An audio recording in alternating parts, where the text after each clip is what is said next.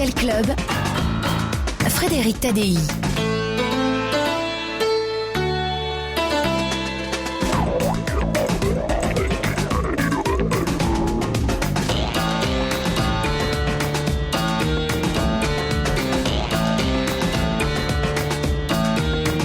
Ce soir, je reçois Philippe Cobert qui reprend La Danse du Diable, son tout premier spectacle autobiographique au Théâtre de l'Athénée, puis en tournée dans toute la France. Philippe Pujol, un Marseillais lui aussi comme Cobert, qui vient de recevoir le prix Albert Londres pour une série de reportages au cœur du trafic de drogue, aujourd'hui réunis dans un livre French Deconnection. Sophie Chassa, elle est agrégée de philo, elle a écrit un abécédaire philosophique du superficiel intitulé La barbe ne fait pas le philosophe, et l'historien Jean-Christian Petit-Fils pour sa biographie de Louis XV, le plus mal aimé de nos rois, et c'est bien injuste.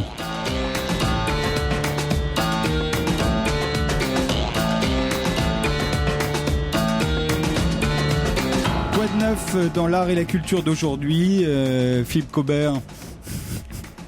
C'est vraiment une question embêtante, qui me paraisse, oui, me dépasser complètement. Je pense que je vais tenir, le peu de propos que je tiendrai seront très réactionnaires. Je suis pas sûr qu'il y ait du progrès, que la notion de progrès soit vraiment contenue dans l'art et la culture, puisque les choses qu'on aime le plus dans l'art sont souvent très très très anciennes et paraissent tellement plus subtiles et sophistiquées que ce qu'on fait à notre époque.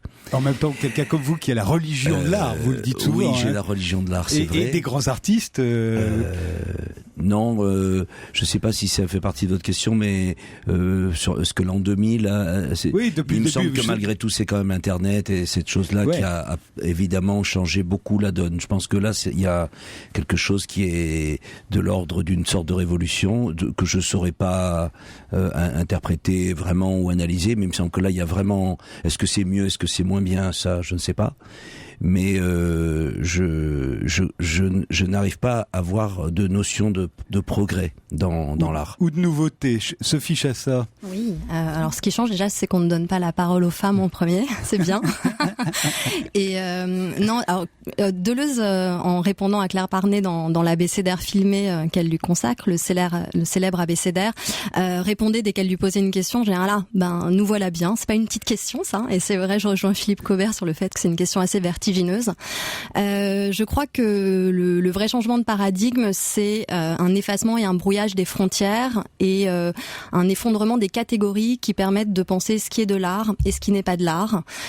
Tout se mélange, l'art, la publicité, le design, l'esthétisation, la petite veste Chanel est l'objet d'une rétrospective au Grand Palais. Nos assiettes sont esthétisées et puis cette esthétisation aussi de notre quotidien, c'est pas simplement qu'on essaie de faire beau, c'est aussi qu'on essaie de faire ressentir des émotions, selon l'étymologie du terme aesthésis, la sensation.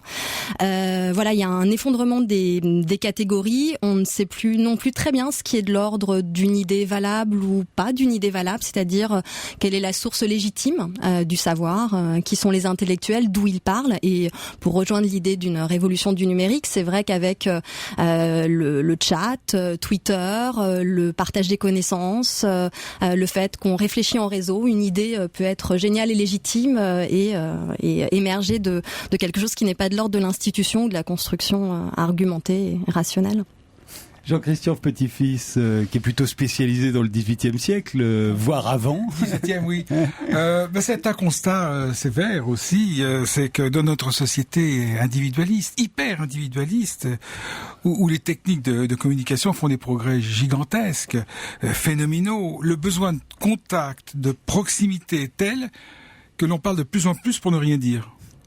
C'est vrai d'une façon générale, mais c'est aussi vrai dans l'art, dans la littérature, dans la réflexion intellectuelle. Pardon de vous interrompre, mais Sophie Chassa vous expliquera tout à l'heure qu'en fait, quand on parle pour ne rien dire, on dit des choses qui ont du sens. Mais on en parlera. C'est une bonne introduction. C'est dans La barbe ne fait pas le philosophe, son abécédaire philosophique du superficiel.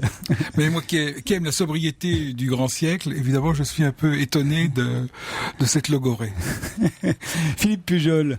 on constate quand même que tout ce qui a disparu va réapparaître et tout ce qui est nouveau n'est pas si nouveau. Exister à un moment, ça ne fait que fluctuer tout ça.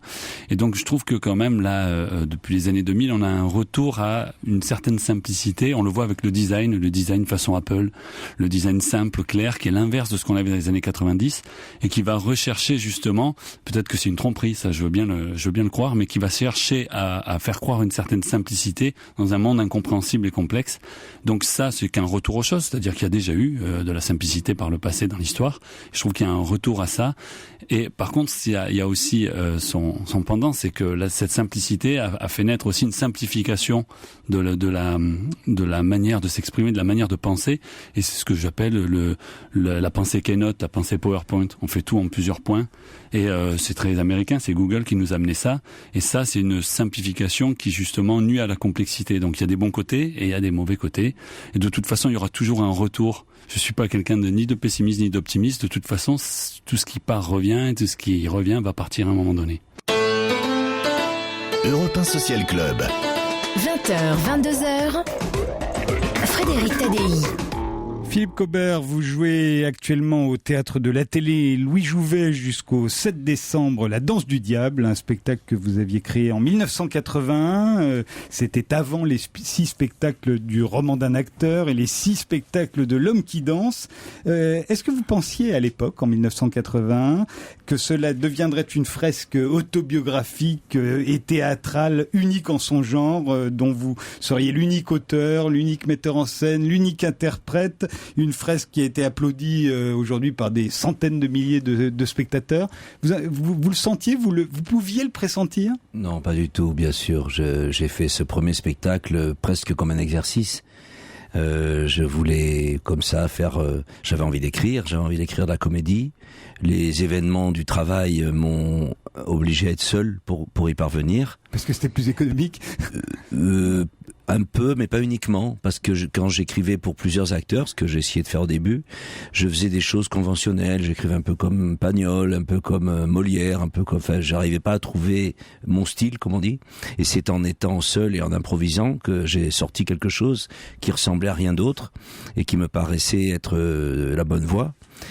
Et donc je me suis retrouvé à... Alors, ce qui est le paradoxe, c'est que je voulais faire une pièce sur moi et j'ai fait une pièce sur les autres. Voilà. Donc vous occupez quand même un des rôles principaux, hein, Ferdinand Faure. Oui, mais enfin, je suis l'interprète principal et unique, mais... non, dans La Danse du Diable, le personnage principal, c'est la mère. Ensuite, c'est Micheline, le professeur de théâtre, et Ferdinand est ballotté, et un peu comme... non, il est plutôt comme le personnage de l'Éducation sentimentale. C'est un anti-héros. Il est un peu la victime. Enfin, il est fait par le regard des autres, plus que... Sauf à un moment, tout seul dans sa chambre, quand il a 14 ans et qu'il met le monde à ses pieds. Mais non, je pensais pas du tout que non seulement j'allais faire tous ces spectacles, mais que j'allais y consacrer ma vie, que j'allais rester seul sur scène pendant des années et que c'était quelque chose de mon destin et que ce serait votre triomphe aussi, parce que si vous êtes... ça je pensais encore moins. Je pensais avoir fait un spectacle, je pensais peut-être pour les comédiens, je me disais pour les gens qui m'entourent que ça ferait sourire, j'espérais, oui, et je me disais avec un peu de chance je paierais mon loyer et je mangerais.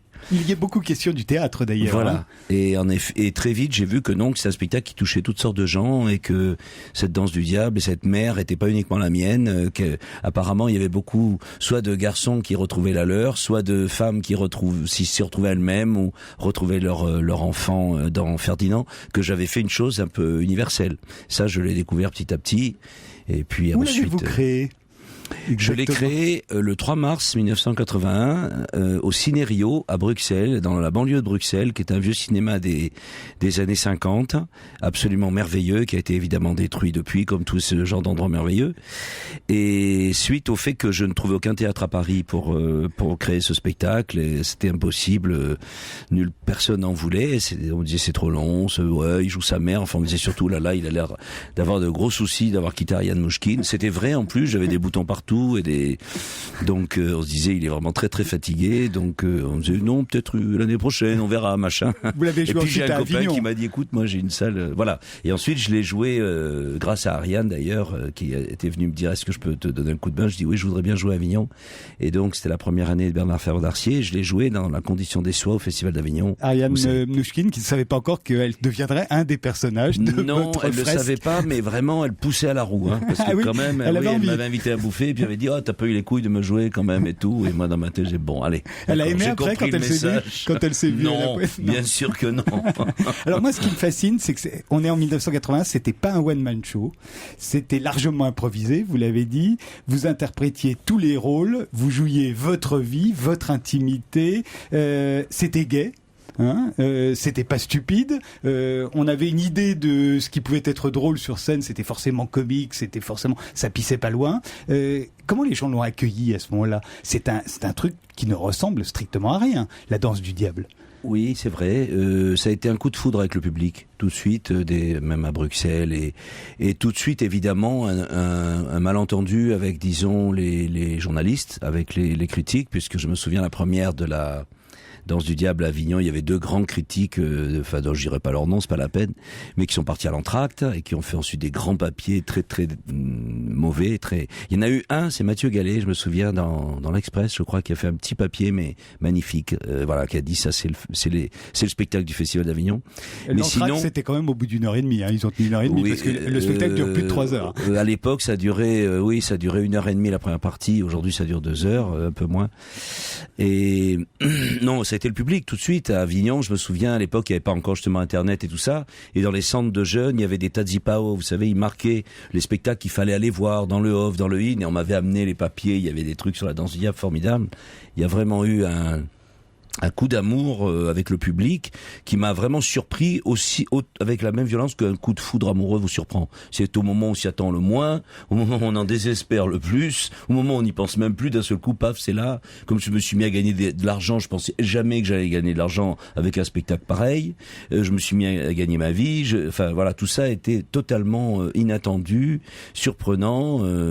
J'étais maigre comme un coucou parce que je mangeais plus. J'étais vraiment c'était et ça n'était que le début. Un moment merveilleux de ma vie d'acteur. Je le disais, il y aura 12 spectacles qui suivront. 11 spectacles romans d'acteurs, 8 spectacles qui dansent. Oui, après, c'était autre chose. Alors, c'est une histoire comique et fantastique. C'est comme ça que vous l'aviez décrite, Philippe Cobert, cette danse du diable. L'histoire d'un petit Marseillais nommé Ferdinand Faure dans les années 50, 60 et 70 et de sa mère Claudine, qui donc en est la véritable héroïne. Votre père n'y apparaît jamais. Il vous en a voulu quand mon père a vu le spectacle, pareil, je parlais on est très psychosomatique dans la famille, donc il a fait un gros bouton de fièvre sur la joue, et puis il m'a juste dit « Oh, c'est pas sérieux !»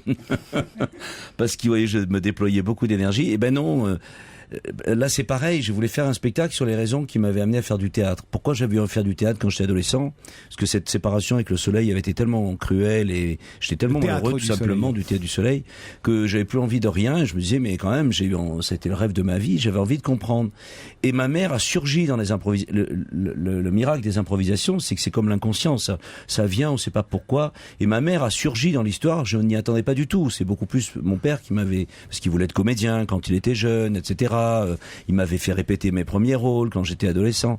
Et ma mère a surgi là-dedans alors que je m'y attendais pas. Et en fait, je me suis rendu compte que ma mère a été la première comédienne improvisatrice aux prestations desquelles j'ai assisté. Et que j'ai subi, et en même temps dont je me suis nourri, son déluge, sa logorée politique, artistique, moraliste, etc. Et par moments obscurantiste et par moments extrêmement lumineuse, au contraire, tout ça. Donc ça a été une surprise. Et mon père, en effet, a été vidé du plateau. Il a été viré du plateau, comme il a été, de toute façon, viré dans ma vie, dans mes relations avec lui. Ça a été la même chose. Ma mère a pris toute la place, et mon père, comme souvent, c'est des histoires comme ça. Mon père et moi, comme beaucoup de fils avec leur père, on n'a jamais pu se parler parce que il y avait ma mère au milieu et qu'il n'était pas question, il n'y avait pas la place. Et que c'est une véritable histoire d'amour. d'amour que vous avez eu avec votre mère. Oui, vraiment. J'ai vécu une vraie histoire d'amour avec ma mère, complète, c'est-à-dire c'est la femme que j'ai le plus aimée dans ma vie quand j'étais enfant et que j'ai le plus haï dans ma vie quand j'étais adolescent, dont j'ai souhaité la mort et dont j'ai évidemment pleuré la mort et quand elle est arrivée. Mais voilà, et donc là, je dirais que j'ai eu presque une métaphore de toutes les histoires d'amour que j'allais vivre ensuite et que d'ailleurs j'ai commencé à comprendre l'histoire avec ma mère à la lumière des histoires avec des femmes.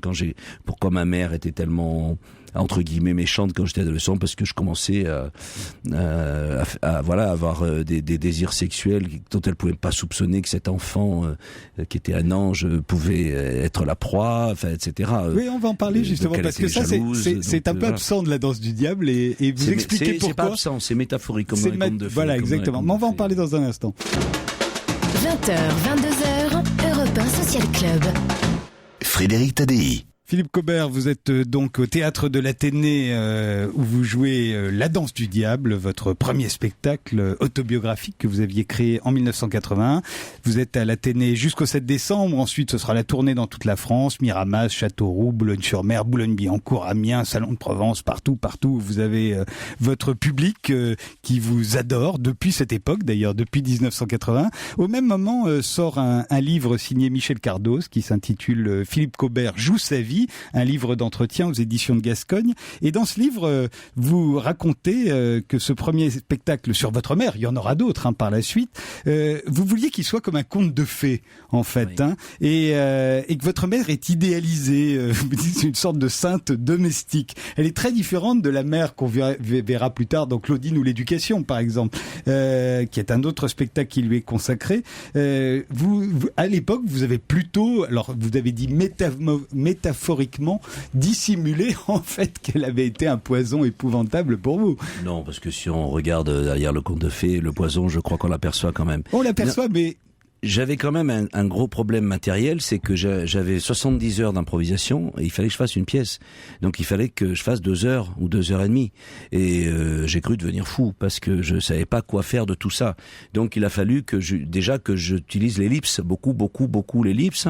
Et ensuite, je vous dis, 70 heures d'improvisation, ça veut dire il y en avait pour l'aller et le retour, pour tout, machin. Et il a fallu que je trouve des solutions, d'ailleurs certaines au dernier moment, en quelques jours.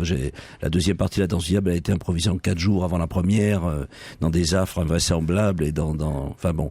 Mais je voulais que ça soit vraiment, quand je disais histoire comique et fantastique au sens de comme Don Juan est une pièce fantastique, c'est-à-dire de magie, et comique parce que évidemment je voulais que ça fasse rire, mais j'avais pas envie qu'il y ait. Je voulais que ça commence par la mère qui raconte la petite sirène à Ferdinand, à son petit garçon qui a 5 ans, et Moby Dick, et qui lit Moby Dick en anglais parce que comme ça l'avance. Mais je voulais que ça suive l'histoire de la petite sirène qui a mal qui fait couper la queue pour voir le joli prince, etc. Et que tout ce qui pouvait être en effet des choses sexuelles soit symbolique et soit voilà. Ensuite, quand j'ai repris les improvisations pour faire L'homme qui danse, sur la version, là c'est l'inverse. J'ai sorti tout ce qui était nommé, et plus que nommé, hurlé dans la maison, braillé. Qu'elle vous harcelait, qu'elle vous livrait une véritable guerre à votre sexualité naissante. Oui, vraiment. Je vous dis, j'ai connu l'harmonie absolue avec ma mère enfant, et puis la guerre, vraiment la guerre totale à l'adolescence. Une guerre, très banale, mais oui, vraiment, et en particulier la guerre sexuelle, la guerre sur le sexe, oui, bien sûr. C'est pour ça, d'ailleurs, vous dites à Michel Cardoz dans votre livre que dès qu'on parle de réprimer, d'interdire, de punir la sexualité, hop, vous montez sur vos grands chevaux. Sur la prostitution, notamment, où vous avez été le seul. Non, il y en a pas mal qui m'ont rejoint ensuite. Il y en a pas mal qui m'ont rejoint ensuite. Mais au départ, les prostituées qu'on pénalise les clients. Oui, je trouve que c'est une idée absolument abominable de punir des gens pour leur pulsion sexuelle. Alors en dehors de toute autre notion, rien que ça, la notion, l'idée, je veux dire, quand en Égypte on apprend que des homosexuels sont emprisonnés et qu'on va les redresser pour leur apprendre la bonne voie, je trouve ça abominable, et je trouve abominable, même si c'est le quinquagénaire blanc hétérosexuel qui est stigmatisé par les mouvements féministes actuels. Je trouve que c'est la même chose. On n'a pas à bannir et à punir et à stigmatiser des gens pour leur orientation sexuelle, quelle qu'elle soit. Oui. Philippe Pujol. Mais où est la limite de tolérance envers l'autre dans la pulsion sexuelle? Elle est dans la loi. Déjà, elle est dans la loi. C'est déjà pas mal, c'est déjà beaucoup. Tant qu'on fait pas de mal à l'autre, vous voulez dire. Alors, tant qu'on fait pas de mal à l'autre, mais vous avez raison, à partir de quel moment on fait du mal à l'autre, c'est difficile. En Et effet. dans la prostitution, la loi, elle va pas dans le sens de ce que vous dites. Moi, j'ai aucun jugement sur ce que vous dites, mais la loi ne va pas dans ce sens-là, dans le sens de la prostitution, puisqu'elle est réprimée par la loi. Oui. Donc cette limite est posée par la loi, là où non, mais je dis pas que la loi est bien faite, hein, elle est pas du tout. Ah non, elle est pas du tout bien faite, la loi. Mais l'idée de punir, et il y a même eu encore plus pervers, l'idée d'envoyer des gens comme moi, hein, dans des stages pour leur apprendre les rééduquer. Je suis désolé, je vois sur YouTube les jeunes Chinois, on leur fait faire des stages pour leur apprendre à se désintoxiquer d'internet. Enfin, c'est une idée qui me paraît invraisemblablement on en arrive à l'absurde.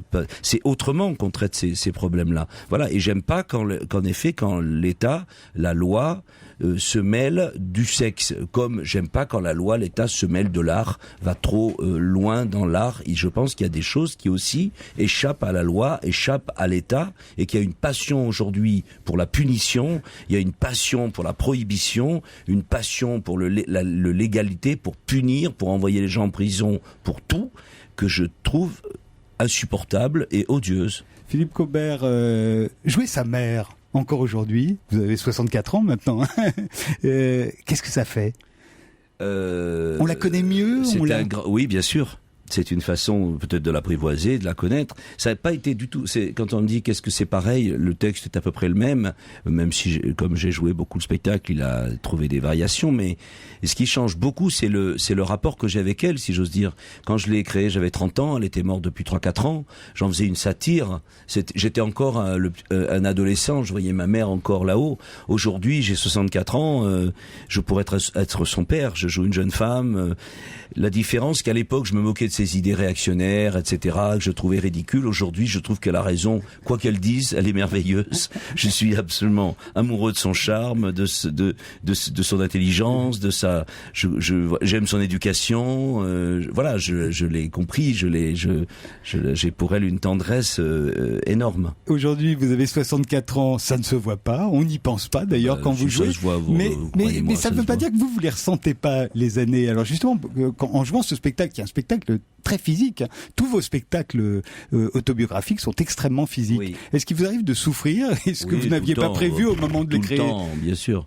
Je me fais mal tout le temps, j'ai des entorses, je me suis pété, je me suis fait un claquage du mollet, il a fallu annuler les 2 premières. Mais ça, bon, c'est pas à 64 ans, ça a commencé à 30 ans. Oui, parce qu'à 30 ans, on se fait mal parce qu'on y va trop fort. Après, on se fait mal parce qu'on retient trop. Après... Et je me souviens, je travaillais avec un kiné à une époque qui j'étais très ami, malheureusement qui est mort d'un AVC. Et je disais, mais tu crois qu'à 60 ans, il me dit oui, les vieux clowns, ils font des sopérieux, mais l'énergie se gère autrement, etc. Mais oui, ce qui change beaucoup, c'est le regard qu'on a sur les personnages et le corps. Ce qui change, c'est le corps. Parce que le corps change, donc voilà. La danse du diable n'existe pas en vidéo, seulement en CD audio, à la différence de tous vos autres spectacles. Est-ce qu'il va être filmé, celui-là, par Bernard d'Artigues, comme tous les autres? Je crois pas. Je crois j'avais pas envie que celui-ci soit filmé. D'abord, j'ai filmé surtout le roman d'un acteur parce que c'était au départ un projet de film que je n'ai jamais su monter, donc que j'ai joué. Et je me suis dit, le film sera le film de ce que je joue. Et ça, là-dessus, je suis... Ensuite, L'homme qui danse, c'était plus comme une captation. Mais j'ai préféré que celui-ci reste dans la mémoire des gens et que le film, ce soit celui que les spectateurs se seront fait dans leur tête ou leur mémoire. Dernière question, Philippe Cobert. Votre autobiographie s'arrête à l'âge de 30 ans. Vous en avez 64. Les 34 années suivantes, ça vaut pas le coup de s'y intéresser? Ou vous avez envie que de raconter votre jeunesse, uniquement votre jeunesse? Il s'est passé des choses depuis. Ben oui, d'ailleurs, tout le temps, vous jouez votre vie. J'ai dit non, ma jeunesse, ça aurait pu s'appeler une jeunesse française, faire un titre à Jean-Paul Dubois. Voilà. Non, c'est vrai, je n'ai jamais osé ou je suis jamais parvenu à sortir de moi ce qui s'est passé à partir de 30 ans, mais j'espère que ça va le faire. La danse du diable, c'était au Théâtre de l'Athénée jusqu'au 7 décembre, puis en tournée dans toute la France, Miramas, Châteauroux, Boulogne-sur-Mer, Boulogne-Billancourt, je le disais tout à l'heure, et puis votre livre, Philippe Cobert joue sa vie, entretien avec Michel Cardos, c'est paru aux éditions de Gascogne. Europe 1 Social Club. 20h, 22h. Frédéric Tadei. Philippe Pujol, vous êtes journaliste au quotidien La Marseillaise et vous avez reçu l'année dernière le prix Varenne et cette année le prestigieux prix Albert Londres pour 2 séries de reportages sur les trafics de drogue qui sont aujourd'hui réunis dans un livre intitulé French Deconnection, au cœur des trafics, qui vient de paraître aux éditions Robert Laffont et Wild Project. En les lisant, d'ailleurs Philippe Cobert, qui n'aime pas la prohibition, va être ravi, on est obligé de constater l'échec de la lutte contre le trafic qui n'a servi, dites-vous, qu'à engraisser les gros trafiquants et à augmenter la consommation de cannabis et de cocaïne. Oui, c'est sûr que l'échec de la prohibition est énorme et c'est d'ailleurs pour ça qu'on fait semblant de faire la guerre, on fait semblant de se battre pour masquer les échecs de la prohibition. Donc on se bat mollement, volontairement, parce qu'on sait qu'on peut pas vider la mer et encore moins la petite cuillère. Donc on fait semblant seulement. Mais ça donne pas de réponse, ça. C'est-à-dire que est-ce que si on légalise, ça permettra, si on légalise donc n'importe quelle drogue, en commençant par le cannabis, est-ce que ça enlèvera les problématiques, par exemple des règlements de compte à Marseille, mais les problématiques générales de toutes les violences sociales? Non, absolument pas, puisque quand une descente de police a lieu dans une cité, et que la cité pendant un mois est saturée de policiers, donc que le réseau de stupéfiants fonctionne quasiment plus, le mois d'après on a 40% d'impayés dans les loyers, et donc ça veut dire que ça alimente la survie principalement. Donc si demain on légalise, on va mettre un coup dans cette survie, dans cette délinquance de survie, et pour compenser, on va avoir une délinquance violente qui montera. Donc légaliser n'est qu'un outil que l'on doit mettre en place avec d'autres outils. Et ces autres outils, moi je n'ai pas de solution, mais par contre j'ai un constat qui est tout le long du livre, quoi. On va y aller, on va aller voir ça dans le détail, Philippe Pujol. Par exemple, un des premiers reportages que vous racontez dans ce livre, c'est sur le port de Marseille avec la douane. Hein. Et vous dites qu'il y a très peu de saisies, on laisse passer 95% du trafic de drogue. On comprend pourquoi d'ailleurs, parce que les quantités astronomiques de drogue qui se vendent quotidiennement à Marseille arrivent non pas par les go fast, vous le racontez aussi les go fast, mais ça c'est anecdotique. Non, ça arrive par le fret et par les containers. Or, il y a des milliers de containers qui arrivent tous les jours dans le port de Marseille et il y a 5 douaniers qui sont là pour les fouiller. C'est ça, puisque on a fait ça pour fluidifier le trafic légal. Et donc le trafic illégal, on profite. Oui, le trafic légal, c'est tous les conteneurs qui nous apportent les conteneurs des chaînes Hi-Fi, des téléphones portables, principalement de Chine et d'Afrique, en passant par l'Afrique. Et le trafiquant, les trafiquants, et là on parle pas de trafiquants de cité, là on parle de gens qui sont capables de haut niveau de corruption, notamment dans des pays d'Afrique.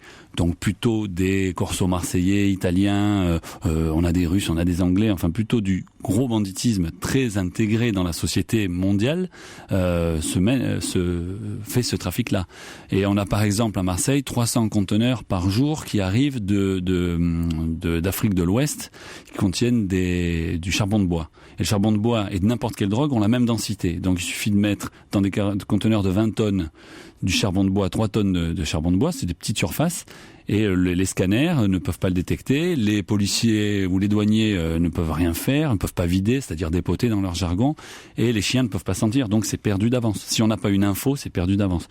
La police, elle, de son côté, elle fait des descentes dans les cités, elle ramasse quelques armes, elle en gonfle le nombre d'ailleurs, dites-vous. Oui, pendant longtemps, ils en ont gonflé le nombre, c'est-à-dire la moindre petite pétoire qui était prise était une arme de guerre. Donc ça, c'est sûr qu'il y a une sorte de guerre politique autour de tout ça.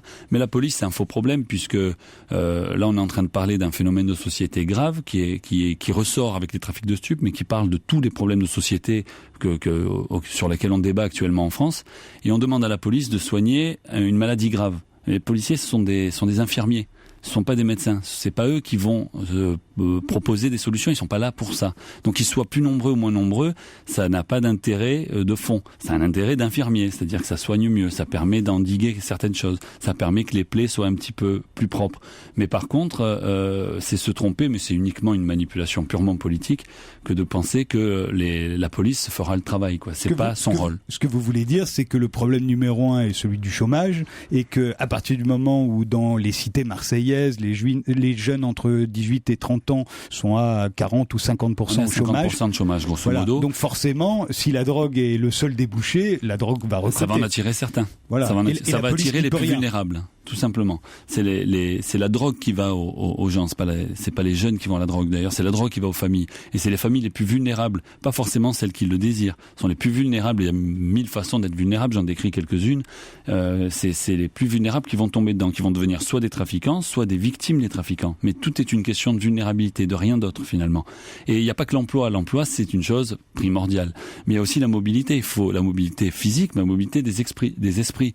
Il faut que les gens, nous on parle des quartiers nord, de quartiers populaires, mais il faut que les gens des banlieues, de la banlieue parisienne, aient une raison de venir à Paris, qu'on ne les regarde pas de traviole quand ils viennent.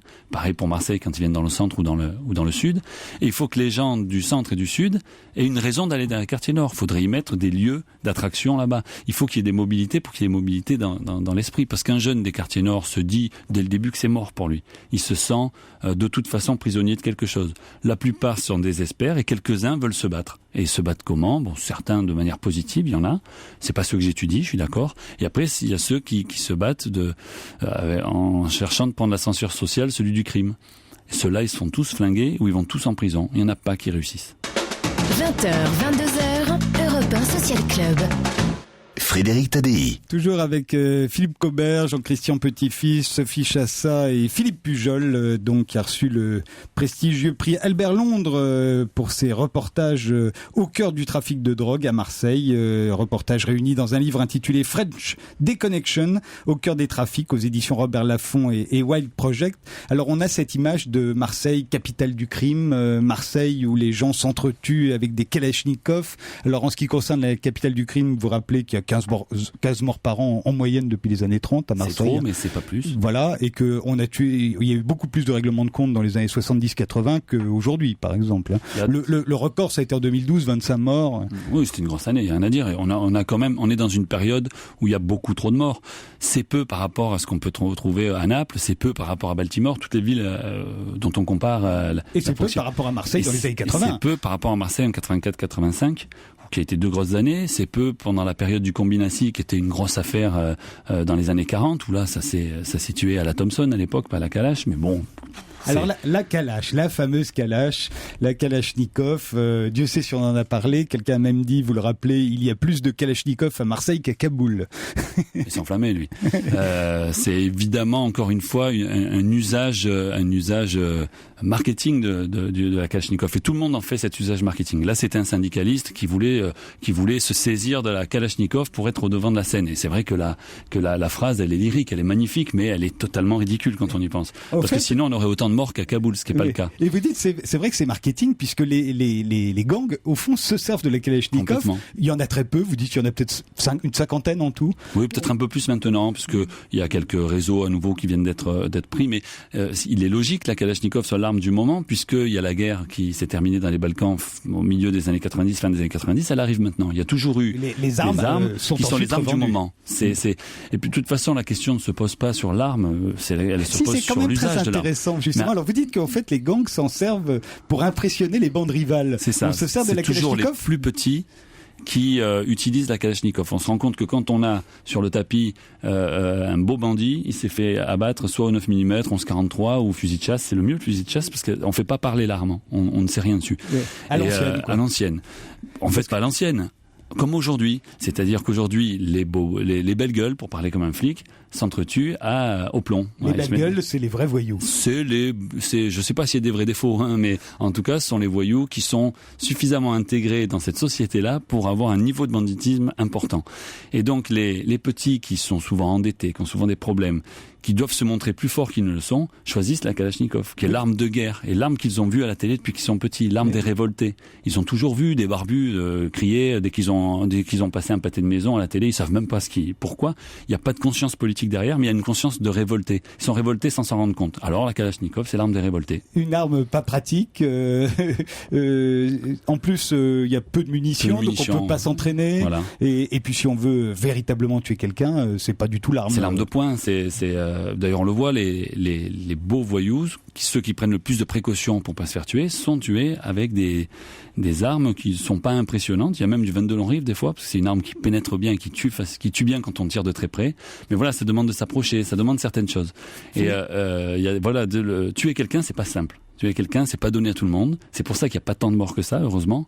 Et tuer quelqu'un, c'est symbolique. Donc la Kalachnikov a un usage symbolique aussi à Marseille, quoi. Philippe Cobert, ça vous agace à chaque fois qu'on parle de Marseille, capitale du crime, comme si on s'entretuait dans les rues? Quand on parle que du foot, Marseille, c'est tellement autre chose. Mais je voulais savoir, est-ce qu'il y a en France d'autres villes? Est-ce que vraiment Marseille, c'est là où il y a le plus? Est-ce que c'est à Marseille qu'il y a le plus vraiment de Non, Marseille. Ou est-ce que Lyon, Paris, enfin, je sais pas. Est-ce qu'il n'y a pas au moins autant de? Là, complètement. Marseille, il y a un usage purement politico-médiatique qu'on peut développer. Il y a un usage qui fait que c'est la ville où on a le droit de parler de banditisme. Oui. C'est la soupape, c'est le lieu où on s'accorde le droit d'en parler. Il y en a partout.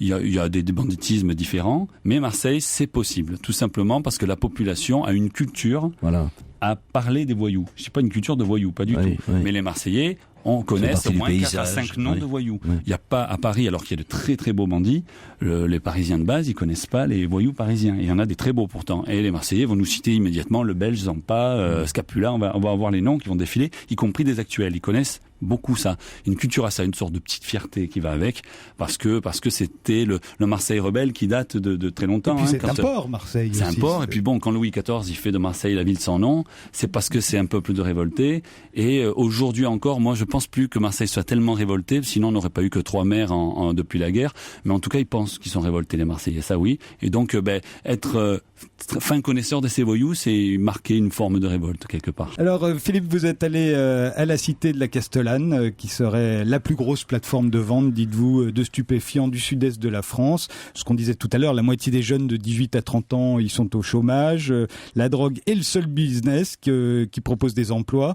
Le trafic, dites-vous, c'est la conséquence du reste, au fond. Et ce trafic, il est souterrain. C'est l'économie souterraine, mais au sens propre, puisque c'est dans les caves. Alors, c'est pas dans les caves, c'est pas la Castellane, je dis pas où c'est. Ouais. C'est volontaire. Ah, d'accord. Parce que j'ai pas de raison de faire le travail pour la police. Et je ne suis absolument pas là pour faire avancer ces choses-là. Moi, je ne fais que raconter et dénoncer ce que je vois, c'est tout. Ce qui est le plus intéressant, c'est que vous racontez comment ils s'endettent tous. Parce que c'est la base. L'endettement est la base du système. C'est-à-dire que quel employeur serait assez fou pour payer ses employés tellement cher qu'il en fait des concurrents? Aucun, y compris dans le milieu des bandits et de la drogue. Si tous les gamins étaient payés autant qu'on le dit, on aurait une concurrence effroyable et là on aurait 300 morts. Et là on aurait des réseaux dans tous les sens. C'est pas le cas. Donc la méthode est au contraire de les endetter. Donc là, qu'est-ce qu'on fait? On les fait rêver d'abord dans un premier temps. Donc pendant quelques mois de leur vie, ils vont vraiment gagner de l'argent. Ensuite, on leur impose un code vestimentaire qui est bling bling. Voilà, c'est dépensons le plus de fric possible avec le code en vigueur. Alors en ce moment, on est sur un anneau à 300 € à l'oreille. On est sur des chaussures, je vais pas les citer, bien précises. Et ça varie de temps en temps, mais ce qui est marrant, c'est que toute la ville est prise. Toutes les cités en même temps, les mêmes chaussures, les mêmes trucs. Ça, c'est étonnant. Il y a les mêmes survêtements, je cite pas les marques, mais il y a les mêmes trucs au même moment. Et ça coûte une fortune. Ils les jettent immédiatement, ils s'en rachètent. Et en fait, cette culture de la surconsommation qu'ils ont, parce que ils sont pas hors de la société, ils sont à fond dans la société plus que jamais, ils sont plus que jamais dedans, fait que ils ont besoin de toujours plus. Et les plus gourmands tentent de monter des petits réseaux. Et là, les dealers leur laissent pour 50 000 € de drogue. Et comme généralement ça marche pas, et ben après ils se retrouvent endettés. Et quand on est endetté, soit ça finit justement à la Kalachnikov, c'est assez rare, soit ça finit, tu travailles gratuitement pour le réseau pendant plusieurs années. Et là, c'est là qu'on se retrouve dans les caves. Et c'est là que, disons que dans les caves, ce qui se passe, c'est que les caves à Marseille, souvent dans les cités, sont reliées les unes aux autres, parce qu'à une époque, quand ça a été pensé, ça a été bien pensé, c'était fait pour faciliter le quotidien des gens. Sauf que depuis, l'usage de ces caves a changé, et c'est dans les caves que se passent les transmissions d'argent et de produits. Il faut jamais que l'argent et le produit soient ensemble, pour que les saisies, quand il y a des saisies, ça arrive, ne soient pas communes. Comme ça, les avocats de la défense n'ont plus qu'à dire, mais attendez, l'argent et la drogue, ça n'a aucun rapport. Et voilà, donc ils ont compris ça, ils se sont adaptés à ça. Et donc je raconte à un moment ce qui se passe dans les caves pour que l'argent et la drogue ne se rencontrent pas. Et puis aussi, c'est le meilleur moyen de filer, quand on est dans... Et puis en plus, voilà, on monte dans les étages. Comme les caves sont reliées, il suffit de crier dans une cave, ça se répercute dans toutes les autres. Et il y a les nourrices dans chaque étage. Il y a une organisation incroyable. Et une organisation qui n'est pas pensée, mais qui s'adapte sans arrêt. Philippe Cobert, un dernier Je vais mot. vous demander encore une chose, c'est est-ce que comme Roberto Salviano, vous êtes entouré de gardes du corps qui vous protègent, ou est-ce que non, je veux dire, est-ce que vous avez je suis moins courageux que Salviano. Moi. Lui, il a eu un des petit ennuis téméraire. avec vos enquêtes, etc. Non, parce que lui, il a choisi d'être dans une dénonciation où il va au bout des choses et il fait des listes de noms, raconte tout ce qui se passe et il va même jusqu'à citer les corruptions. Donc il va très loin dans la dénonciation de ce système. Moi, j'ai pas ce courage, j'ai pas cette témérité-là et je l'aurai pas. Je vais pas me mettre sur ce. Je vais pas faire ça. Non, néanmoins, vous racontez bien ce qui se passe au cœur du trafic. Je raconte le système, je raconte ce qui s'y passe et je raconte surtout qu'il est possible d'aller à l'encontre de ça s'il y a une réelle volonté politique de la chose. Or, cette volonté n'existe absolument pas. C'est démontré, je trouve, dans mon livre. Et ce qui vous a valu le prix Albert Londres, Philippe Pujol, French Déconnection, au cœur des trafics. Le livre vient de paraître chez Robert Laffont en association avec les éditions Well Project. On se retrouve juste après les infos.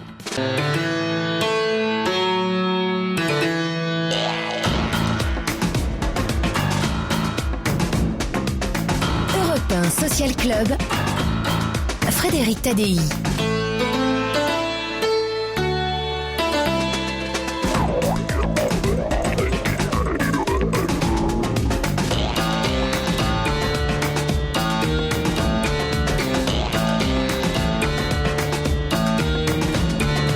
Ce soir, les invités du Social Club sont Philippe Cobert qui reprend La Danse du Diable au théâtre de l'Athénée, puis ensuite en tournée dans toute la France. Philippe Pujol qui vient de recevoir le prix Albert Londres pour une série de reportages au cœur du trafic de drogue à Marseille, aujourd'hui réunis dans un livre, French Déconnection. Sophie Chassa, elle est agrégée de philo, elle a écrit un abécédaire philosophique du superficiel intitulé La barbe ne fait pas le philosophe chez Plomb, et l'historien Jean-Christian Petit-Fils pour sa biographie de Louis XV.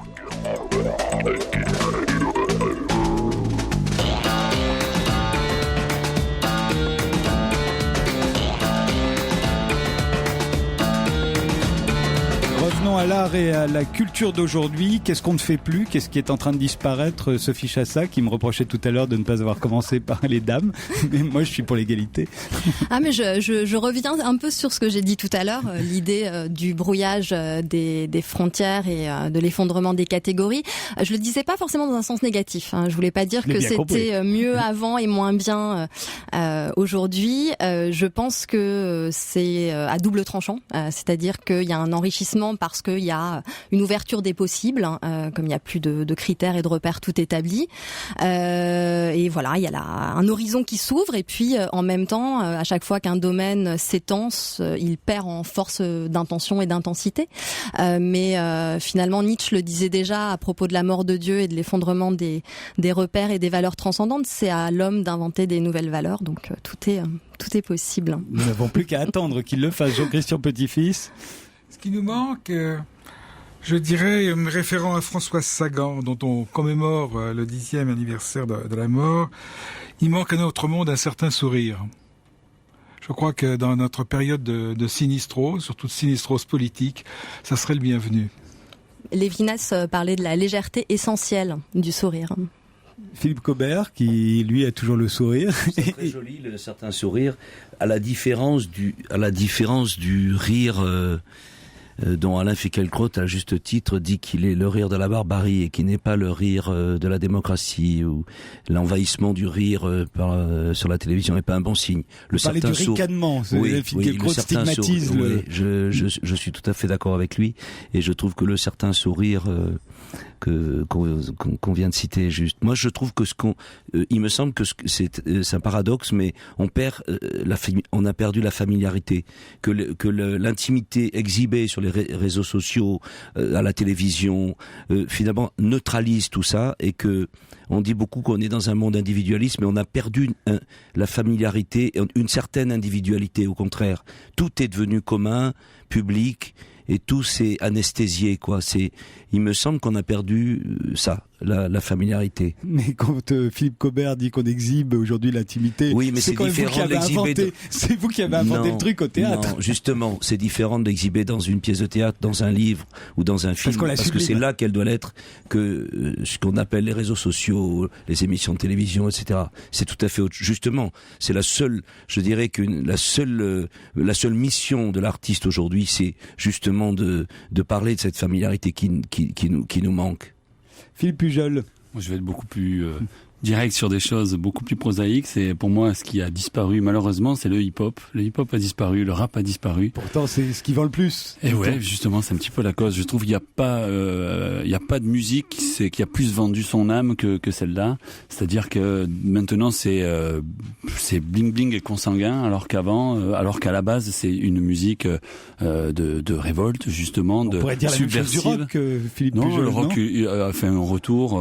Je trouve que le rock il meurt jamais. Là, le rock, là, il a cette capacité à jamais mourir, à toujours c'est le phénix, le rock. Parce que c'est le grand récupérateur, mais c'est peut-être ça, il a gagné de l'argent, il est devenu bling bling lui aussi. Oui, puis en même temps, d'un seul coup, sort de vieux groupes de rock, puis des jeunes qui font comme les vieux. Non, le hip-hop, on est vraiment tombé dans quelque chose. Il reste probablement enquisté quelque part des bons trucs, mais aujourd'hui, tant musicalement et encore plus dans les paroles, à part de belles bagnoles et trucs comme ça, ils parlent plus que de ça. Je trouve que c'est devenu une catastrophe, et pourtant c'était dans les années 80-90 qu'il y avait de plus subversif, quoi. Et c'est fini ce temps-là, ils ont laissé ça à d'autres. Europe 1 Social Club. 20h, 22h, Frédéric Tadei. Sophie Chassa, je le disais, vous êtes agrégée de philo et vous publiez La barbe ne fait pas le philosophe chez Plomb, un abécédaire philosophique du superficiel. Vous n'avez pas peur des mots. Pour vous, la philosophie ne se trouve pas forcément là où l'on croit. Non, c'est le sens du titre. Enfin, en tout cas, c'est comme ça que je l'interprète. C'est une formule que je n'ai pas inventée. Elle est de Plutarque. La barbe ne fait pas le philosophe. La barbe ne fait pas le philosophe. Et oui, c'est une façon de dire que la philosophie ne se trouve pas forcément là où on le croit, dans les hautes sphères, dans les sujets d'importance, ou plutôt aussi qu'elle se trouve là où on ne l'attend pas, dans les sujets qu'on rejette en général. Par exemple, les sacs à main, les lunettes de soleil, les ceintures, les chapeaux, les broches, les boutons de manchette. Oui, en tout cas, tout ce domaine du superficiel. En fait, ce qui m'a intriguée quand j'ai commencé à réfléchir sur ce thème du superficiel, c'est le fait qu'il vaut comme repoussoir absolu de la pensée. C'est-à-dire que quand on veut disqualifier une réalité ou une personne, si on lui colle l'étiquette superficialité, on s'en débarrasse d'un revers de main, on la rejette du côté de ce qui ne mérite même pas qu'on en parle, de ce qui ne mérite même pas qu'on le pense. Et donc j'y voyais une terra incognita de la philosophie de la réflexion que j'avais un peu envie d'explorer. Et donc j'avais envie de l'explorer de différentes manières. J'avais d'abord envie de réfléchir sur ces réalités qu'on qualifie de superficielles, donc effectivement la mode, le maquillage, le bavardage, de réfléchir aussi sur les mondes connexes du superficiel, la frivolité, la futilité, l'esquisse, l'anodin, l'anecdotique, et puis aussi de réfléchir sur le superficiel et la superficialité elle-même, c'est-à-dire de réfléchir sur ce que Hannah Arendt appelle la valeur de la surface, parce que l'adjectif superficiel, il vient de là, son étymologie latine superficies désigne ce qui est à la surface, et ce qui est à la surface, c'est à la fois en opposition à la notion de profondeur, mais c'est aussi la notion de superficie, c'est-à-dire la surface comme étendue. Donc, ce qui ouvre aussi de nouveaux champs. Michel Tournier a une jolie réflexion là-dessus. Il dit que c'est un étrange parti pris de valoriser la profondeur au détriment de la superficie, au détriment de ce qu'il y a de l'étendue. Et il prend l'exemple de l'amour. Finalement, quand la force du sentiment amoureux, elle se mesure peut-être pas tant à l'instinct de profondeur, à la volonté de pénétrer directement l'autre, mais au fait que finalement, ce que j'aime chez l'autre, c'est chaque centimètre carré de sa peau, c'est tout ce qu'il touche, toutes les personnes qu'il rencontre. C'est comme ça une espèce de contamination spatiale qui passe par la superficie et pas par la profondeur. Effectivement, la surface avant tout. Alors, on voit bien que votre livre, Sophie Chassa, c'est un éloge de toutes ces petites choses anodines qui, par ailleurs, nous mènent le plus souvent à la joie ou parfois même au bonheur. La mode, par exemple, ne servant à rien, c'est une manifestation de soi d'autant plus précieuse qu'elle n'a pas de fonction précise précise, hormis le besoin de paraître. Et le besoin de paraître, on peut en faire l'éloge. Alors le besoin de paraître, c'est encore une formule d'Hannah Arendt qu'on trouve dans La vie de l'esprit. Oui, la mode, elle permet de réfléchir, de sortir de la logique de l'utilitarisme. C'est-à-dire que, pour reprendre une formule d'un poète contemporain qui s'appelle Henri Raynal, l'homme est cet animal qui choisit son pelage et qui en change tous les jours et qui choisit aussi d'apparaître en beauté au monde, en se manifestant soi-même sans aucune utilité et fonction première. Hein. Et cette réflexion-là, on peut la trouver par exemple chez un personnage qui s'appelle Adolphe Portman et qui réfléchit à la manière dont les animaux se manifestent à travers leur façon d'apparaître. Et ce qu'il note, c'est que ça n'a pas de fonction utile. Et cette réflexion, on peut l'appliquer à l'homme, qui est l'animal qui sans doute change le plus de son apparence et essaie de le faire le plus en beauté. Ça peut avoir tout de même une utilité. Ça consiste à séduire quelqu'un avec qui ensuite on pourra se reproduire. Oui, mais on pourrait le faire à moindre frais. Hein. La queue du pan, c'est une espèce d'exubérance et de magnificence. On aurait pu le faire à moindre frais. Alors, puisqu'on parle de mode, il y a le défilé de mode. Ce ne sont plus les individus qui passent devant les marchandises étalées dans les vitrines, comme autrefois. Ce sont les marchandises qui, à l'instar des étoiles filantes, défilent devant nos yeux. On peut faire de la philosophie sur le défilé de mode ? Oui, parce que c'est un certain mode de présentation de la marchandise. Walter Benjamin, quand il réfléchit sur les passages parisiens, remarque que... Les passages, il faut le dire pour tous ceux qui n'y pensent pas forcément, sur les passages dans lesquels il y a des vitrines qui sont des longs couloirs. À Paris, on pouvait s'abriter de la pluie au 19e siècle. Voilà, exactement. Et était présenté... en fait, il y avait beaucoup de magasins d'étoffes. Hein, c'est-à-dire que la mode était il y avait tous ces objets de la mode qu'on exhibait à travers des vitrines. Et aujourd'hui, ce ne sont plus les personnes qui se promènent pour regarder les objets, ce sont les objets et les vêtements qui défilent devant les personnages. Vous ajoutez d'ailleurs que le podium en latin désigne le lieu surélevé d'un amphithéâtre d'où l'on regarde un spectacle et que désormais cette plus haute place revient au spectacle lui-même. Oui, bien sûr. Le podium d'ailleurs on ne l'emploie que pour la mode dans ce domaine ou alors pour aux Jeux Olympiques. Oui, et puis aussi alors, la notion de défilé, ce qui est aussi intéressant, c'est que ça vient du vocabulaire martial. Hein, c'est quand même quelque chose, une dimension très militaire et très guerrière dans ces défilés-là de mode. D'où ça vient d'ailleurs cette rupture, le fait qu'on ne veut plus penser le superficiel? Est-ce que ça date pas des Lumières, Jean-Christian Petit-Fils? On va en parler quand on va parler de Louis XV qui règne pendant les Lumières. Balzac plus tard fera un traité d'élégance, il va même faire une théorie de la démarche. Voilà, on va en parler. Mais est-ce que c'est pas de là, parce que est-ce que c'est pas contre le monde aristocratique qu'on trouve superficiel justement, qu'on va devenir un peu austère? Les Lumières n'étaient pas nécessairement hostiles à l'aristocratie. Et il y a une grande légèreté dans les Lumières, dans l'art, dans le théâtre. Il philosophe sur le superficiel à l'époque? Ah oui, je pense, oui. Lisez l'encyclopédie, il n'y a pas seulement que des articles techniques, scientifiques. Lisez Voltaire. Voltaire a aussi beaucoup de légèreté. Je parle pas de Beaumarchais, je parle pas bien sûr des auteurs de théâtre. Non, il y a... On en parle, on philosophait. Mais bon, il y a aussi toute cette culture de la forme, c'est-à-dire que la superficialité, c'est aussi le fait de cultiver les surfaces et de les cultiver en profondeur. Émile Cioran en parle dans un essai qu'il consacre à la France, qu'il voit comme étant la nation la plus superficielle du monde. Mais parce qu'on y a le culte des apparences. Parce qu'on y a le culte des apparences et qu'on le fait en profondeur et que effectivement, par exemple, un mot d'esprit, qui est quelque chose de léger, de lancé en surface, parfois dit plus que de longues révélations.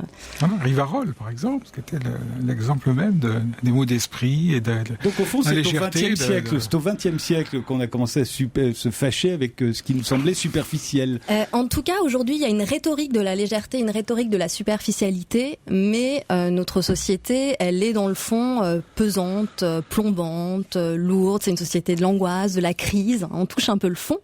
Et tout aussi, mon livre se pose à l'horizon d'une question qui est: est-ce que finalement la véritable sagesse ne consiste pas à en revenir à la surface, à être, comme Nietzsche le disait à propos des Grecs de l'Antiquité, superficiel par profondeur, hein? Est-ce que finalement on ne gagnerait pas à explorer des nouvelles orientations de pensée, à non pas, quand on est face à une réalité, vouloir la creuser, la fouiller, la pénétrer, la sonder, mais être plutôt dans des gestes de l'ordre de la caresse, l'effleurer plutôt que la déflorer.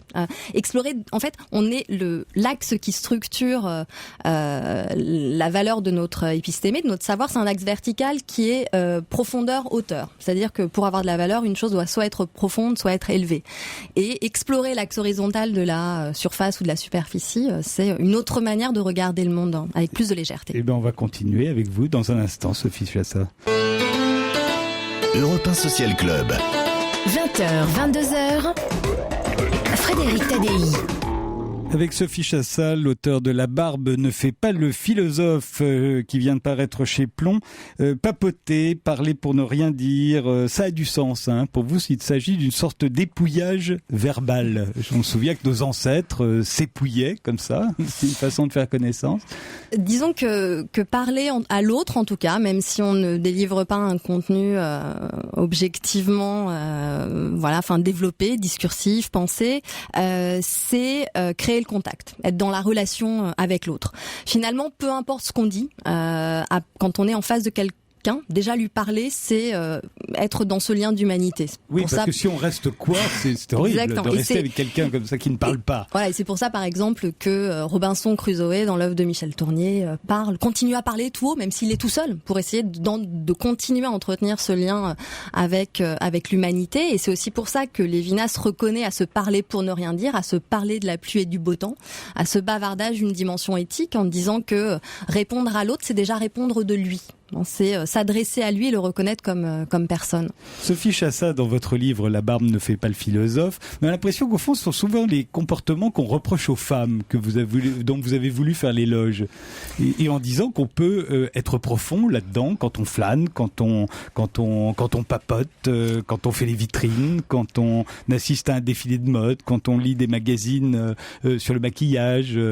En tout cas, ce que je constate, c'est que ce terme de superficiel, il est souvent appliqué aux femmes. C'est-à-dire qu'on va rarement dire d'un homme qu'il est superficiel, on va dire qu'il est con, qu'il est bête, mais la superficialité, elle est réservée aux femmes.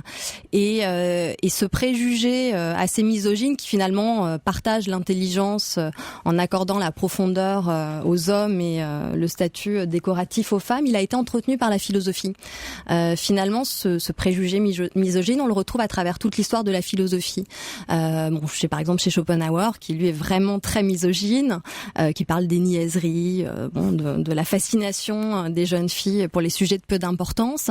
Mais même chez Kant, encore, donc à l'époque des Lumières, on le retrouve, puisqu'il dit le beau sexe a autant d'intelligence que le sexe mâle, mais tandis que la nôtre est une intelligence profonde, celle des femmes est une belle intelligence.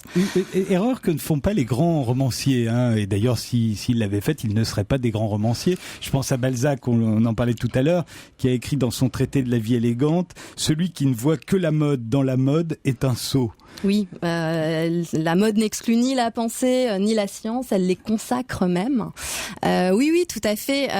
En fait, il voyait à travers l'élégance déjà un moyen d'exprimer son identité, de se distinguer, puis quelque chose d'inévitable. Il parle des superfluités nécessaires dans les illusions perdues avec le personnage de Lucien, de cette nécessité en fait dont un sociologue allemand, Georges Simmel, reparle très bien, c'est-à-dire que la mode, elle permet à l'individu à la fois d'être conforme, de se rapprocher d'un groupe social et puis en même temps de se distinguer. Et ça, c'est des tendances que chaque être humain a en lui. Donc la mode permet de réaliser ça et permet aussi de trouver son identité. Par exemple, le philosophe Alain consacre plusieurs pages à la mode dans son système des beaux-arts et il montre que la mode conduit au style. Finalement, que c'est en suivant la mode, en apprenant son langage, ses codes, qu'on pourra créer un petit décalage qui permettra de sortir du lot et de trouver son style de la même manière que quand on apprend une langue et quand on en maîtrise toutes les finesses, on peut finalement écrire d'une manière singulière. Et se maquiller, alors Philippe Cobert et moi on fait des métiers où on se maquille, lui parce qu'il est comédien, moi animateur de télévision, mais souvent c'est très mal vu de se maquiller et on reproche aux femmes insidieusement de passer trop de temps à se maquiller. Mal vu, je ne sais pas. En tout cas, c'est interprété comme un travestissement. On masque quelque chose. Voilà. Alors, avec cette idée, effectivement, que le maquillage vient masquer la proximité phonétique des deux termes ne faisant pas sens, puisque le masque vient de l'italien maschera, qui veut dire masque, alors que maquiller vient d'un verbe picard, de l'ancien picard, maquiller qui signifie faire. On fait quelque chose quand on se maquille. Donc après, toute la question est de savoir ce qu'on fait. L'anglais a donné une interprétation à cette idée du faire, le make-up. Bon, alors on fait et on feinte. Voilà, c'est l'idée de l'illusion. Mais le maquillage, c'est aussi une certaine façon de recomposer ses traits et finalement de se retrouver soi-même, c'est-à-dire de se donner une certaine contenance pour affronter le monde. Il y a un beau passage de l'Odyssée où Pénélope vient de pleurer, les prétendants l'assaillent et sa suivante lui dit maquille-toi, comme ça tu pourras les affronter, tu retrouveras ta force, tu retrouveras le courage de leur faire face. Donc tu retrouveras le visage pour les affronter, ton visage à toi pour les affronter. Philippe Cobert, qu'est-ce que vous pensez de tout ça ? Rapprochez-vous du micro. Bertrand Botelho sur Yves Saint-Laurent. C'est-à-dire, on peut dire que dans ce film, on voit la profondeur de la superficialité, puisque toute la vie d'Yves Saint-Laurent est de travailler dans quelque chose de produire une superficialité. Et en fait, c'était quelqu'un de très très profond et de visionnaire. Marguerite Duras lui a consacré un très beau texte dont je parle dans l'ouvrage. Elle parle des yeux d'Yves Saint-Laurent et elle dit ses yeux sont les yeux d'un voyant, d'un visionnaire, et effectivement il ne faisait pas que regarder le monde, il voyait, il devinait comment habiller les femmes et comment faire coïncider leurs vêtements à l'époque. Il veut embellir le monde aussi, il embellit le monde. Et oui, c'est effectivement, la mode est une forme d'art, enfin en tout cas une perspective sur le monde. Alors quelque chose m'a beaucoup amusé dans votre livre, Sophie Chassa, vous parlez du farniente, qui est très bien vu, mais peut-être pas quand on philosophe, mais c'est un joli mot. Et vous montrez que l'équivalent français, c'est fainéant, c'est-à-dire celui qui ne fait rien. Oui, parce que farniente, c'est l'italien fare niente, donc littéralement, c'est ne rien faire, et l'équivalent en français, c'est fait néant, celui qui fait néant, qui ne fait rien. Et qui est très mal vu. Qui est très mal vu, effectivement. Mais il faut partir, c'est les vacances en Italie contre le poil dans la main français. Philippe Pujol. Pourtant, ne rien faire, c'est déjà créé, c'est-à-dire que quand on fait rien, on fait jamais rien totalement. On se repose, ou alors si on fait rien, on fait travailler son esprit. C'est les moments créatifs par excellence. Sauf que ça n'est pas si évident. Le désœuvrement est nécessaire. C'est justement la société trop rapide où on est toujours occupé à faire quelque chose qui fait qu'on en arrive à une sorte d'uniformisation de tout. Alors que quand il y a des moments d'ennui, c'est bien de s'ennuyer. Ah oui, non, on est forcément créatif à un moment. Mais ça n'est pas simple. C'est ce que Baudrillard montre dans la société de consommation, en montrant à quel point le loisir est souvent du temps en fait contraint, c'est-à-dire que on a quelque part le faire vite. Voilà, et puis on consomme, on fait tout le temps des choses, ou alors on se repose pour être plus en forme et recommencer. Donc le véritable, un authentique farniente, ça n'est pas si simple que ça. Et effectivement, c'est une mise en cause des. C'est pas donné tout le monde, oui. Voilà. Sophie Chassa, vous êtes arrivée dans votre abécédaire philosophique du superficiel à consacrer une entrée à cellulite. Oui. Et ça, c'était pas facile. Alors non, ce qui était intéressant avec la cellulite, qui est le marronnier qui revient avant chaque été, c'est que c'est une invention, c'est-à-dire que la cellulite, c'est une certaine façon de regarder le corps de la femme. La cellulite, c'est une réalité qui apparaît au début du XXe siècle, et avant, ce qu'on regardait comme des tissus de chair mûre, de femmes d'un certain âge, ça devient une inflammation de cellules. C'est ça que le mot cellulite vient faire, une inflammation de cellules sur laquelle il faut agir.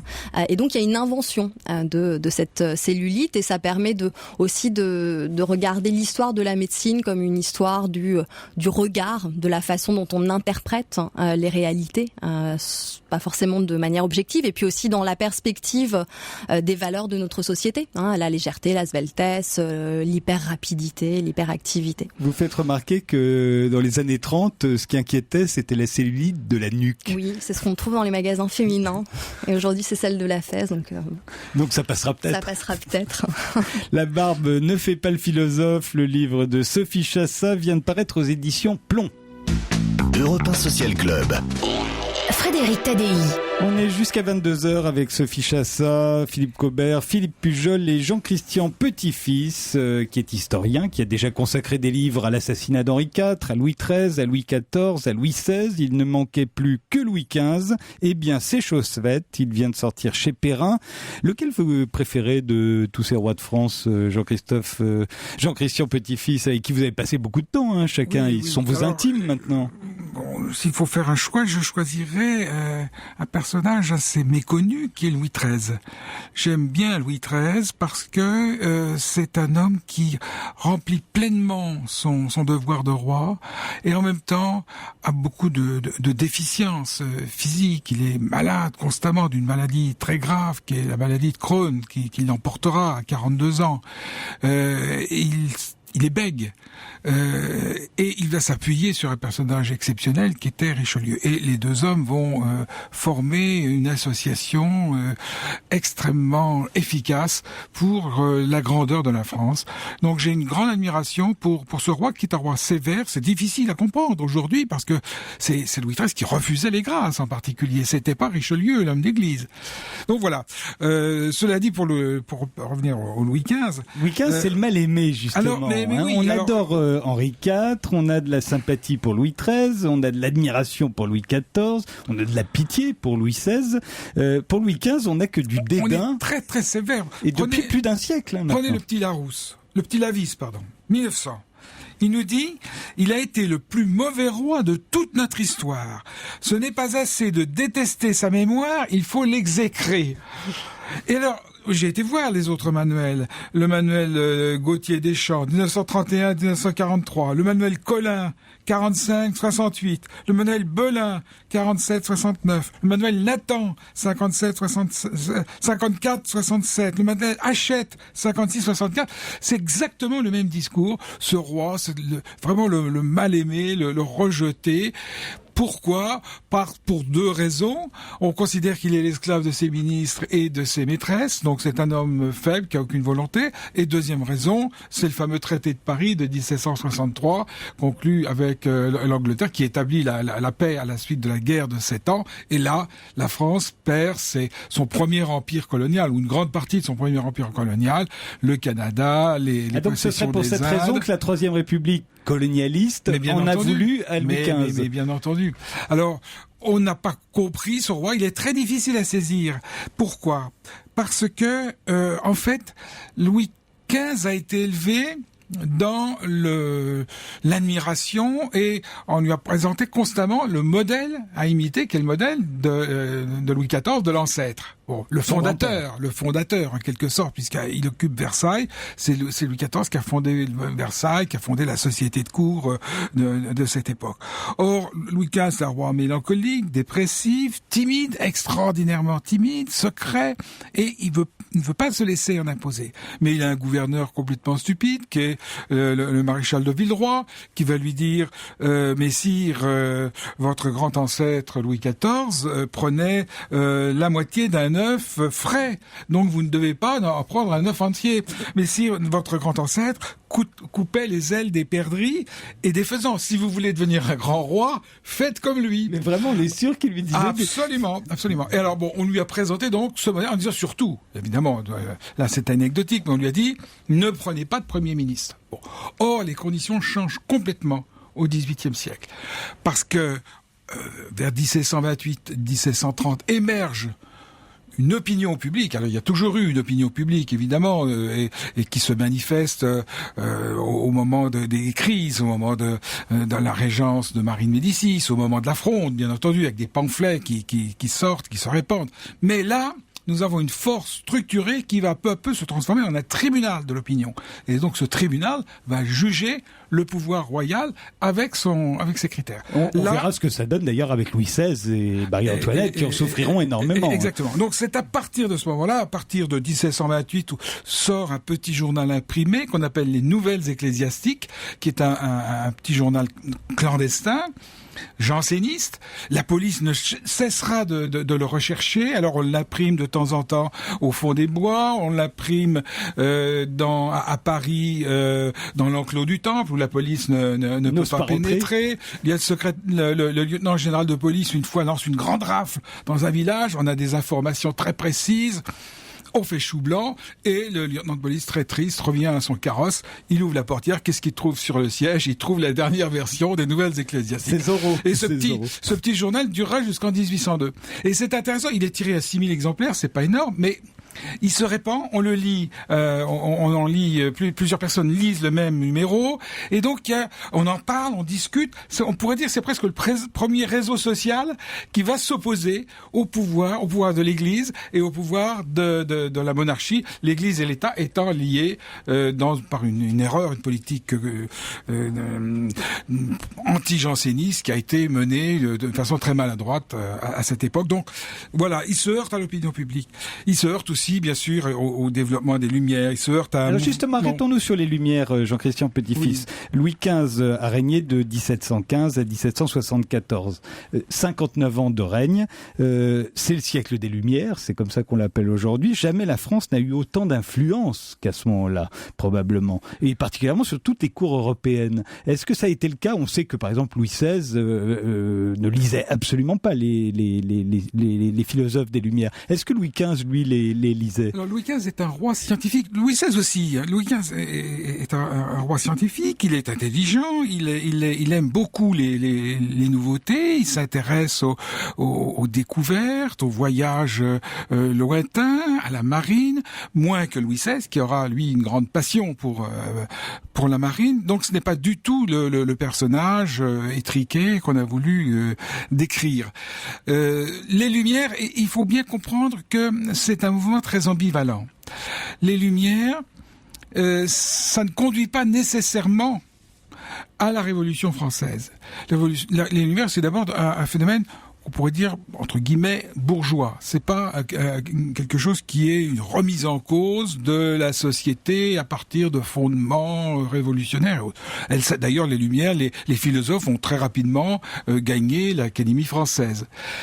Les Lumières présente une ambivalence parce que, au fond, la haute aristocratie, qui, à partir de la mort de Louis XIV, va procéder à ce qu'on appelle une réaction aristocratique extrêmement vive, extrêmement violente. Ça se manifeste évidemment sous la Régence, avec la polysynodie, c'est-à-dire le gouvernement par plusieurs conseils, et les ducs et pairs, les maréchaux, là, trônent dans ces conseils et donnent des conseils totalement inutiles, obligent les maîtres des requêtes à se tenir debout devant eux, ce sont les énarques de l'époque, hein, ce sont les techniciens à faire leur rapport devant eux.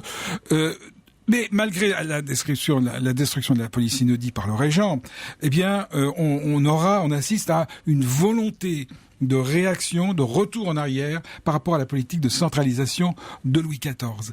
Et la haute noblesse va s'emparer, au fond, des Lumières. Vous savez, on lisait davantage Jean-Jacques Rousseau dans les châteaux que dans les chaumières. Oui, Catherine II, Frédéric II, tout le monde lisait les philosophes. On va prendre l'idée de liberté.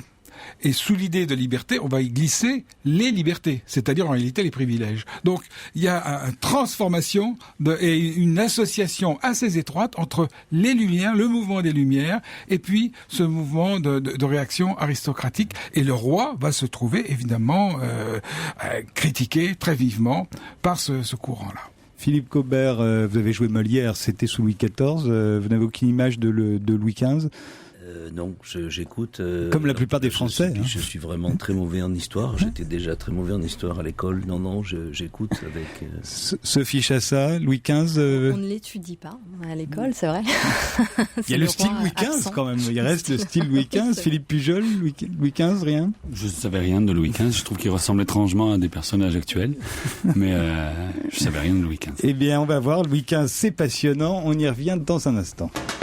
20h, 22h, Europe Europe 1 Social Club. Frédéric Tadei. Avec Jean-Christian Petit-Fils qui publie une biographie de Louis XV, l'un de nos rois les plus méconnus et les plus méprisés. Quelque chose qui va beaucoup vous plaire, Philippe Cobert, concernant Louis XV, ce sont ses femmes, justement. La Pompadour, les sœurs de Nesle, la Dubarry, sans oublier les petites maîtresses du Parc aux Cerfs. Ça a été très mauvais pour sa réputation. Alors, il est voluptueux, il est débauché, il ne pense qu'à son plaisir. Absolument. Et là, nous voyons l'effet, encore une fois, néfaste de l'opinion publique. Quand Louis XV quitte Metz pour revenir à Paris, que ses maîtresses, Madame la marquise de Nesle, la duchesse de Nesle, s'en va, eh bien, aussitôt se répand les nouvelles que d'un village en village, ces deux malheureuses sœurs de Nesle sont immédiatement pourchassées, donc Madame de la Tournelle et puis Châteauroux, devenue Madame de Châteauroux, sont pourchassées, on leur jette des pierres sur leurs carrosses, etc. Alors que du temps de Louis XIV, les paysans, voyant la reine Marie-Thérèse avec Mademoiselle de la Vellière dans le même carrosse et Madame de Montespan, disaient nous allons aller voir les trois reines. Donc on voit le changement. L'opinion publique est très vertueuse. Elle reste encore très catholique à ce moment-là, mais peu à peu le catholicisme commence à, je dirais, s'évaporer. Il y a un phénomène de déchristianisation qui apparaît, et c'est cette opinion publique vertueuse qu'on retrouvera chez les Jacobins, les sans-culottes de la Révolution. Au 19e siècle, ça va être terrible. Mais dans le cas de la Dubarry, par exemple, au fond, elle a été plutôt de bons conseils auprès de Louis XV, si l'on voulait bien, alors qu'elle avait la réputation d'avoir été prostituée. C'était vraiment la dépravation totale. Une prostituée, n'exagérons pas, mais enfin c'était une femme de vertu très légère et de petit milieu social, mais on ne peut pas considérer ces maîtresses comme des forces politiques. Elles Même ont la Pompadour. Mais du seul fait qu'elles sont favorites, évidemment, elles jouent un rôle politique. C'est-à-dire elles attirent la nuée des courtisans qui ont besoin de bénéficier de ce qu'on appelle les bienfaits du roi, c'est-à-dire une pension, des gratifications, des bénéfices ecclésiastiques. Donc on va avoir la maîtresse qui joue l'intermédiaire. Et Louis XV se sert justement, lui le grand timide, l'homme qui fuit, eh bien se sert de cette femme pour finalement filtrer les demandes, jouer un jeu personnel, c'est-à-dire refuser sans affronter les courtisans. Malheureusement, ce jeu, évidemment, dans un jeu de l'opinion, le roi passe pour quelqu'un qui se laisse manipuler par sa mère, alors que c'est lui qui manipule. La Pompadour jouera un tout petit rôle au moment du renversement des alliances. On avait besoin de négocier avec l'ambassadeur autrichien et les négociations sont passées par son intermédiaire, mais elle n'a pas mené les négociations. C'est l'abbé de Bernis qui les mènera. On ne peut pas dire que les maîtresses de Louis XV ont joué un très grand rôle politique de la même manière que Madame de Maintenon n'a pas non plus du temps de Louis XIV joué un très grand rôle. Alors parlons justement, après le renversement des alliances, auquel vous venez de faire allusion entre l'Autriche et la France, il y a cette guerre de 7 ans qui est très importante. On la connaît tous, on sait tous qu'il y a eu une guerre de 7 ans, mais on ne sait pas que ça a été le premier conflit mondial. Au fond, Louis XV va se retrouver l'un des protagonistes du premier conflit mondial. Il y a donc la France et l'Autriche d'un côté, la Russie, la Suède, le Danemark, l'Espagne même va venir s'ajouter. Face à ces nations alliées, il y a la Prusse de Frédéric II, l'Angleterre, il y aura le Portugal, et ils vont se battre absolument partout. Ils vont se battre en Europe. La France et l'Angleterre vont se battre en Europe, mais aussi au Canada, aux Antilles, en Afrique, aux Indes, en Louisiane, partout. Et évidemment, le handicap de la France, c'est de ne pas avoir une marine suffisamment puissante. Elle avait une 50aine de vaisseaux de guerre face à l'Angleterre qui en avait 110, 120. Bon. Et des vaisseaux très, très, très puissants. Donc, ça a été la grande erreur. Alors aujourd'hui, on reproche à Louis XV, bien sûr, d'avoir perdu les territoires d'Amérique, les territoires français d'Amérique, qui étaient beaucoup plus vastes que les 13 colonies et qui empêchaient les 13 colonies de se développer vers l'ouest. Alors le Canada, la Nouvelle-France. La Nouvelle-France et jusqu'à la Louisiane. Alors il faut savoir que la Nouvelle-France, tout souvent on croit qu'on n'avait que la Louisiane, mais non, la Nouvelle-France, ça coupe le territoire américain en deux. Hein. Voilà, c'est un pays, une surface extraordinaire. Extraordinaire, mais il y a 100 000 habitants. Mais inutilisable, on ne savait pas quoi en faire. Les colons anglais sont déjà 1 100 000 dans les 13 colonies. Donc on voit déjà la disproportion. Alors c'est vrai que, bon, on peut dire, c'est à partir de là que la langue française va disparaître.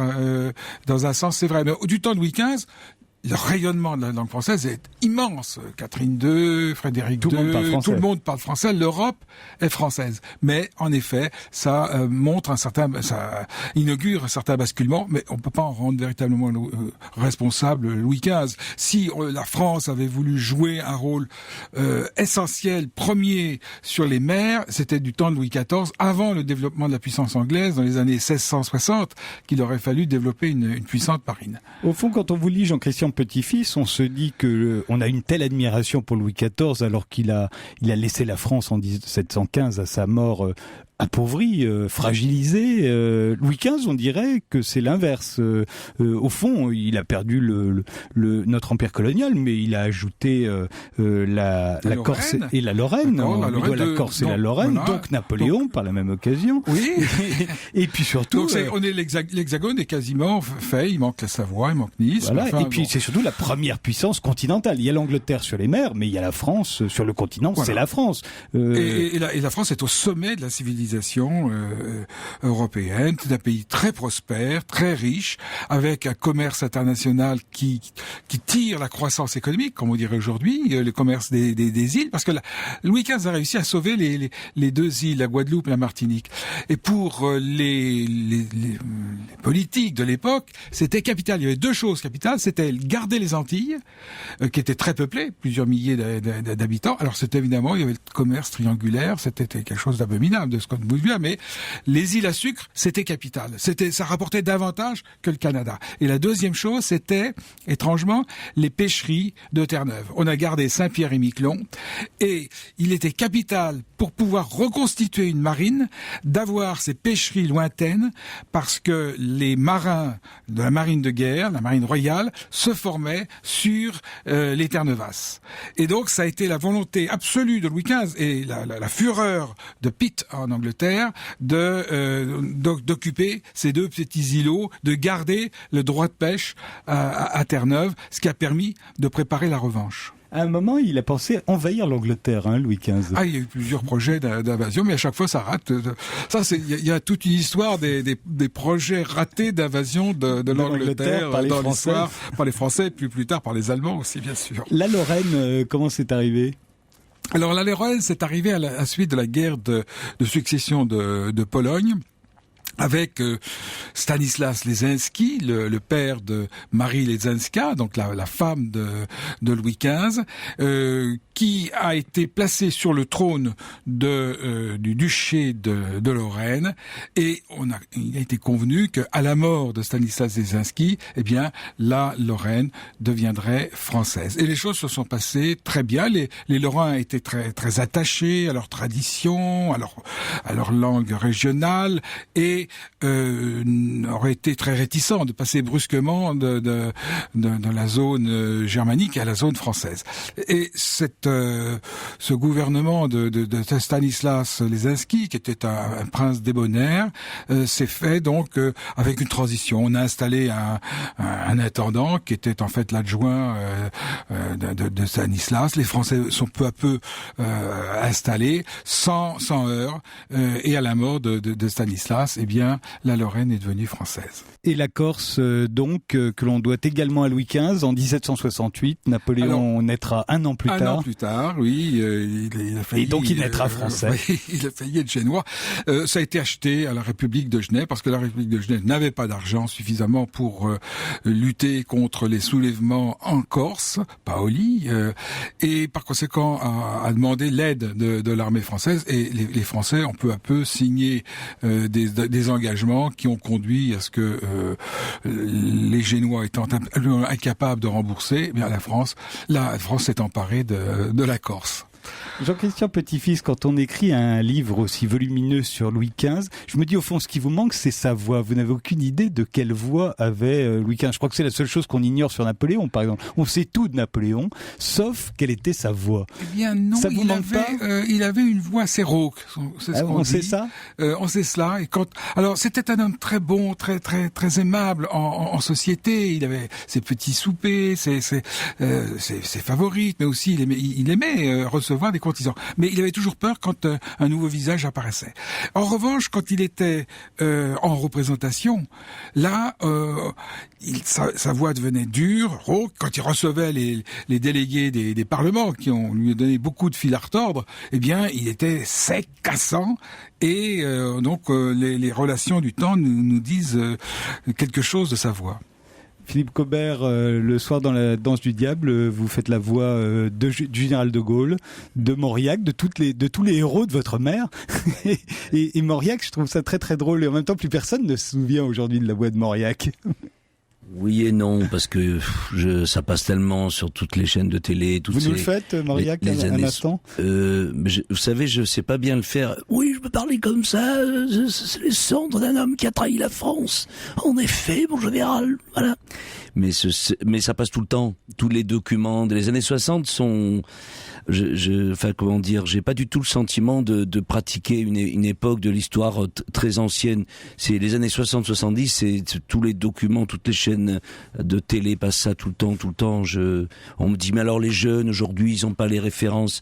Les jeunes savent très bien qui est Général de Gaulle, qui est Mauriac, qui est Sartre, ils les voient à la télé tout le temps.